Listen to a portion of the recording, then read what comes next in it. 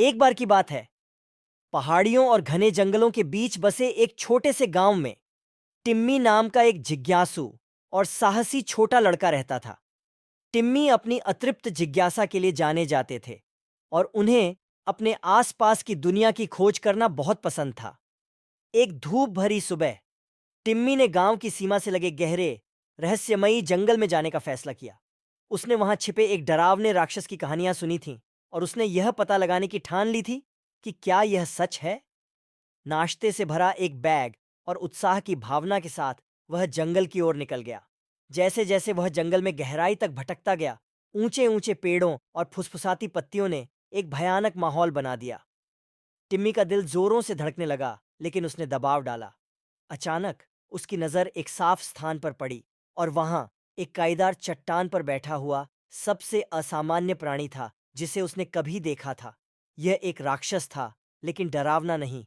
यह राक्षस छोटा, हरा और उसकी बड़ी, गोल, कोमल आंखें थीं जो दयालुता से चमकती थीं। नमस्ते, राक्षस ने मित्रतापूर्ण मुस्कान के साथ कहा। मेरा नाम मो है और मैं डरावनी कहानियों के राक्षसों की तरह नहीं हूं। मैं एक मिलनसार राक्षस हूं। टिम्मी, जिसने एक भया अचंभित रह गया। तुम मुझे नहीं खाओगे? मो मुस्कुराया, एक नरम, मधुर ध्वनि। हे भगवान, नहीं, मैं इंसानों को नहीं खाता। वास्तव में मैं बहुत लंबे समय से इस जंगल पर नजर रख रहा हूं और जानवरों की रक्षा कर रहा हूं।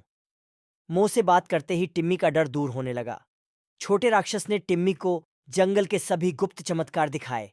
चमकते जुगनू, छिपे हुए झरने और चंचल गिलहरियों की हास्यपूर्ण हरकतें। वे जल्दी ही दोस्त बन गए। टिम्मी उस शाम गांव लौट आया और एक डरावने राक्षस के बजाय उसके पास बताने के लिए एक दिल दहला देने वाली कहानी थी। ग्रामीण मित्रवत राक्षस से आश्चर्यचकित थे और स्वयं मो से मिलना चाहते थे। जैसे जैसे अधिक से अधिक लोग मो से मिलने के लिए जंगल में जाने लगे, डरावने राक्षस की कहानियां जल्द ही भुला दी गईं।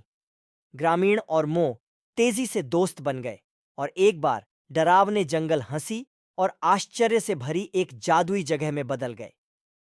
गांव और जंगल सद्भाव में रहते थे और टिम्मी ने न केवल अपने डर पर विजय प्राप्त की थी, बल्कि मो में सबसे उल्लेखनीय दोस्त मिलनसार राक्षस की खोज भी की थी।